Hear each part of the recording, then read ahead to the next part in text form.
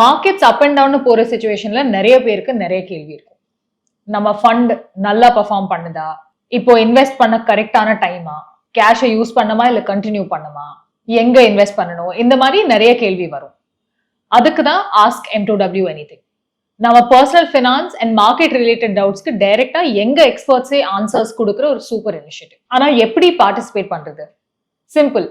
Video டிஸ்கிரிப்ஷன்ல இருக்கிற ஃபார்மை ஃபில் பண்ணுங்க, உங்களோட டவுட்ஸை ஷேர் பண்ணுங்க.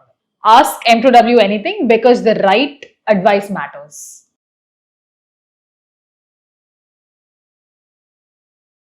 வணக்கம், என் பேர் ராம், முதலீட்டு களத்தோட வாசகன்.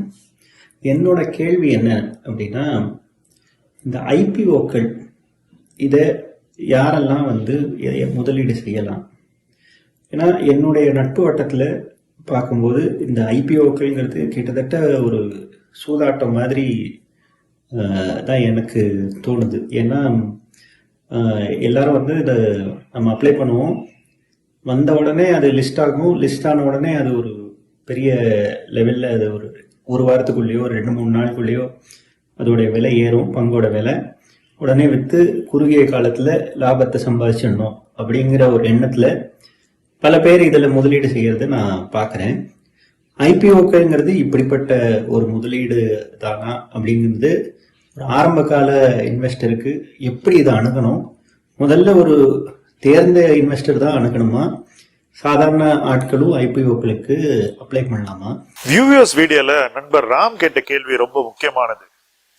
ஐபிஓ அப்படிங்கிறது யாருக்காக அப்படின்னு கேட்கிறாரு. என்ன பொறுத்த வரைக்கும் ஐபிஓன்றது நிறுவனங்களுக்காகத்தான். நிறுவனங்களுடைய நிதி தேவைகளை நிறைவேற்றத்தான் ஐபிஓக்கள் வருகின்றன.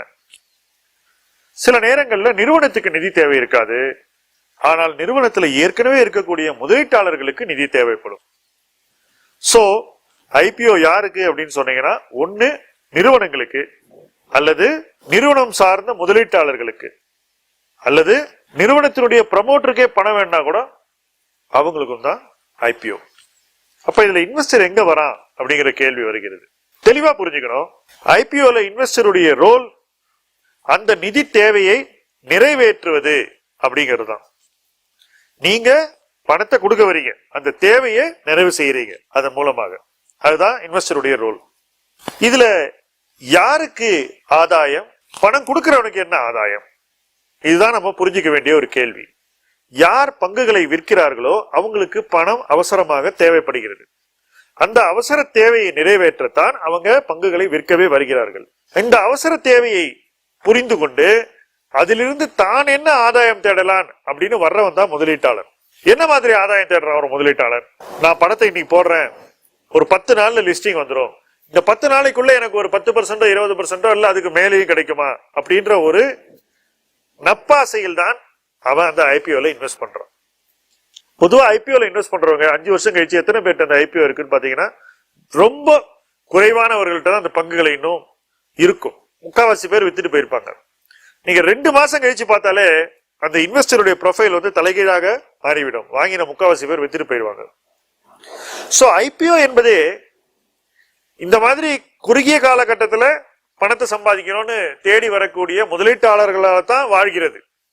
இல்லைன்னா ஐபிஓ நிறைவேறாது. ஏன்னா லாங் டேர்ம் இன்வெஸ்டர் என்ன நினைப்பானா, ஐபிஓ எல்லாம் வரட்டும், பங்கு ஃபர்ஸ்ட் ட்ரேடிங்க்கு வரட்டும், லிஸ்ட் ஆகட்டும், கொஞ்ச நாளைக்கு பரிவர்த்தனைகள் நடக்கட்டும், காலாண்டு நிதி அறிக்கைகள் வரட்டும், அதெல்லாம் பார்த்து பர்ஃபார்மன்ஸ் எப்படி இருக்குன்னு முடிவு பண்ணுவோம், இதெல்லாம் தெரிஞ்சுக்கிட்டு அப்புறம் வாங்குவோன்றதான் ஒரு முதலீட்டாளனுடைய மனநிலை. ஆனால் ஐபிஓல வரக்கூடியவர்கள் முதலீட்டாளர்கள் அல்ல, முக்காவாசி பேரு வர்த்தகர்கள், வணிகர்கள். வாங்கிட்டு குயிக்கா என்ன பணம் பண்ணலான்னு தேடக்கூடியவர்கள் தான். சோ நீங்க சொல்ற மாதிரி இத ஒரு லாட்டரியா உங்க நண்பர்கள் பார்க்கிறார்கள் சொன்னீங்க. நான் சந்தைக்கு வந்த காலத்திலிருந்து இன்று வரை முதலீட்டாளர்கள் ஐபிஓவை லாட்டரியா தான் பாக்குறாங்க. அடிச்சா ஒரே ஷாட்ல அப்பாயின்மெண்ட், ப்ராஃபிட்டுக்கு வாங்கிட்டு போயிடலாம்.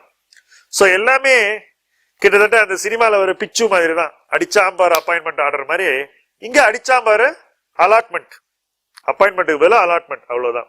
சோ இந்த லாட்டரி வியாபாரத்துல முதலீட்டாளர்கள் அதிகம் பங்கேற்கிறார்கள். இது ஏதோ சின்ன முதலீட்டாளர்கள் 2 லட்சத்துக்கு கீழே போடுறவங்க தான் இந்த மனப்போக்கில் இருக்காங்கன்னு தயவு செஞ்சு தப்பா நினைக்காதீங்க. இன்ஃபேக்ட் ஐபிஓல வரக்கூடிய ஜென்யூன் இன்வெஸ்டர்ஸ் அப்படின்னா அது இந்த சின்ன முதலீட்டாளர்கள் தான். ஹெச்என்ஐஸ் மாதிரி சூதாடிகளை நீங்க எங்கேயுமே பார்க்க முடியாது. நைக்கா அப்படின்னு ஒரு இஷ்யூ வந்து உங்க எல்லாருக்கும் ஞாபகம் இருக்கும். அந்த இஷ்யூல ஒரு பேமெண்ட் கம்பெனியினுடைய ப்ரமோட்டர், இப்ப அவர் இல்ல, அவர் கம்பெனில இருந்து வெளியேற்றிட்டாங்க, ஆனா அப்ப இருந்தாரு. அவர் வந்து அப்ளை பண்ணணும்னு பாக்குறாரு. எப்படி பண்ண பாக்குறாருன்னா, அவர் ₹1 போடுவாரு, அவருக்கு ஒரு மிகப்பெரிய பிரைவேட் வங்கி 5 மடங்கோ 10 மடங்கோ எக்ஸ்ட்ரா பணம் கொடுக்கும். சோ ₹1 தன் காசை வச்சுக்கிட்டு பல மடங்கு அதிகம் பணத்தை போட்டு ஐபிஓல காசை வாங்கி உடனே அதை விற்கணும்னு அவர் நினைக்கிறாரு. ஏனோ அவருடைய அப்ளிகேஷன் அந்த காலகட்டத்தில் லாட்ஜ் ஆகல, அது வந்து சரியான நேரத்தில் கொடுக்கப்படவில்லை, அல்லது எதுலயோ பிரச்சனை இருந்தது. இந்த பிரச்சனை வந்து லிஸ்டிங் ஆன உடனே அந்த ஆளை வந்து அவ்வளவு கோவப்பட வச்சுது. சோசியல் மீடியால போய் அந்த வங்கிக்கு எதிராக கண்ணாபின்னான்னு பேசினார். Public war between a unicorn founder and a bank. எதுக்காகனா, இந்த லாட்டரியில தன்னால பங்கேற்க முடியல, தன்னை சாராத பணத்தை இந்த வங்கி பணத்தை வைத்துக் கொண்டு அவரால் சம்பாதிக்க முடியலன்னு ஏற்கனவே $1 பில்லியன் கம்பெனியை உருவாக்கின ஒருத்தர் நடந்துக்கிறார். இதுதான் HNI-னுடைய சராசரி மனப்போக்கு. முக்காவாசி பேர் கடன் வாங்கி பல மடங்கு பணத்தை போட்டு அதுல ஒரு ரொட்டேஷன் அடிச்சு வெளியே போனோம்னு பார்ப்பாங்க.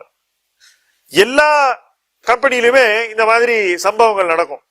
சோ ஈஸி மணி பண்றதுக்கு HNIs, அதாவது ஹை நெட்வொர்த் இண்டிவிஜுவல்ஸ், பெரும் பணக்காரர்கள் ஐபிஓ பெரிய கருவியா பாக்குறாங்க. அவங்களுக்கு இது ஒரு பெரிய ஆடுகளம், இங்கதான் அவங்க ஈஸியா பணம் பண்ண முடியும்னு முடிவா இருக்காங்க. அதுக்கும் அவங்க காசு போட்டு பண்ண ரெடியா இல்ல, வங்கி காசை வச்சுக்கிட்டு பண்ணணும்னு நினைக்கிறாங்க. சோ வங்கிக்கு என்ன, 10 நாளைக்கு கடன் கொடுத்து நல்ல வட்டி சம்பாதிக்க முடியுது. அதனால அவங்க அதுல அதிக நாட்டம் கொள்கிறார்கள். சோ இதுல எல்லாருமே இந்த ஐபிஓ அப்படிங்கிற ப்ராசஸ ஒரு சூதாட்டமா மாத்திட்டாங்க அப்படிங்கறத உண்மை. இத சூதாட்டமா மாத்துறது மூலமா யாருக்கு ஆதாயம் அப்படிங்கறத நீங்க புரிஞ்சுக்கணும். முதல்ல பணம் யாருக்கு போறது அப்படின்னு நான் சொன்னேன். அதனால யாருக்கு ஆதாயம்னா, யார் விற்கிறாங்களோ அவங்களுக்கு ஆதாயம். அடுத்த கட்ட ஆதாயம் யாருக்குன்னு பாத்தீங்கன்னா, இந்த மாதிரி ஒரு வேகத்தையும் அவசரத்தையும் ஆர்வத்தையும் தூண்டுபவர்கள் அவங்க தான் இந்த ஐபிஓ விற்க உதவுறாங்க. அதுல இன்வெஸ்ட்மெண்ட் பேங்கர்ஸ் இருப்பாங்க, மெர்ச்சன்ட் பேங்கர்ஸ் இருப்பாங்க, எல்லாரும் ஃபீஸ் வாங்கிப்பாங்க. சோ அவங்களுக்கு ஒரு பெரிய ஆதாயம். இதுக்கு அடுத்தது கிரே மார்க்கெட் அப்படின்னு ஒண்ணு இருக்கு. அதாவது இஷ்யூ லிஸ்டிங் வரதுக்கு முன்னாடியே ஜிஎம்பி அப்படின்னு ஒண்ணு சொல்லுவாங்க, கிரே மார்க்கெட் பிரீமியம்னு. அதுதான் சூதாட்டத்தினுடைய அச்சாணி. இந்த அச்சாணி இல்லைன்னா சூதாட்டமே நடக்காது. கிரே மார்க்கெட் பிரீமியம் வச்சு ஐபிஓக்கு கிராக்கி அதிகரிக்கிறாங்க. முதல்ல இவ்வளவு விலைக்கு இன்னைக்கே போகுதா, அப்ப நம்ம அப்ளை பண்ணா நமக்கு வந்து ஆட்டோமேட்டிக்கா இந்த விலைக்கு வித்துடலான்னு இந்த கிரே மார்க்கெட் பிரீமியம் வச்சு முக்காவாசி இன்வெஸ்டர்ஸ் கணக்கு போட்டு பணத்தை ஐபிஓல போடுறாங்க. சோ இந்த கிரே மார்க்கெட் பிரீமியம் என்பதே உருவாக்கப்பட்ட ஒரு பிம்பம் தான், அது உண்மை இல்லை. பல தருணங்கள்ல அது தோத்து போயிடும். ஆனா இதை உருவாக்கிட்டு அந்த கிரே மார்க்கெட் பிம்பத்தை விட முதலீட்டாளர் ஆர்வம் இன்னும் அதிகமாச்சுன்னு வச்சுக்கோங்களேன், அந்த பிம்பம் நின்றுடும், அது உண்மைன்ற மாதிரி ஆயிடும். ஆனா அது நிலைக்காது. உதாரணத்துக்கு சொல்றேன், பர்கர் கிங்ன்ற கம்பெனி வந்தது. சொற்ப விலைக்கு தான் அவங்க அந்த ஐபிஓ பண்ணாங்க, இன்னைக்கு இருக்கிற விலையோட கம்பேர் பண்ணும்போது அதை விட குறைவான விலையில தான். அங்கேருந்து கிரே மார்க்கெட் பிரீமியம் நல்லா வருது. சோ $100 மேல அது முதல்லயே ட்ரேட் ஆகுது. ஆனாலும் அவ்வளவு பேருக்கு அந்த ஷேர் கிடைக்கலன்னு அவங்க எல்லாம் மார்க்கெட்ல வந்து வாங்கும்போது $200 போகுது. இதெல்லாம் ஒரு 10 நாள்ல நடக்குது. ஆனா இன்னைக்கு என்ன விலை நீங்களே போய் கம்பேர் பண்ணுங்க. இன்னைக்கு விலை கூட நிஜம் இல்லை, நிஜமான மதிப்பு வந்து டிஸ்கவர் பண்ணப்படும், இன்னும் கொஞ்ச நாள்ல தான் தெரிய வரும். ஆனால் அந்த குறுகிய காலகட்டத்தில் ஆடின ஆட்டம் இருக்கு பாருங்க, அது எல்லாமே கிரே மார்க்கெட் பிரீமியம் வச்சு உருவாக்கப்பட்ட அடிப்படை விஷயங்கள் தான். அந்த அடிப்படையில தான் அந்த மதிப்பு உருவாக்கப்பட்டு, அந்த மதிப்புல ஒரு ஸ்கேர்சிட்டி, பங்கு தட்டுப்பாடு உருவாக்கப்பட்டு, அந்த தட்டுப்பாடை தெரிஞ்சுக்கிட்டு எல்லாரும் வாங்க வந்து இன்னும் விலையை கூட்டினார்கள். சோ ஒரு தவறு பல தவறுகளுக்கு விதையாகிறது. இதுவும் ஐபிஓல சராசரியாக நடக்கக்கூடிய ஒரு நிகழ்வு தான்.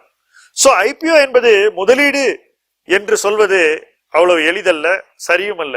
ஐபிஓ என்பது சூதாட்டம் தான், ஐபிஓ என்பது வணிகம் தான், ஐபிஓ என்பது வர்த்தகம் தான்.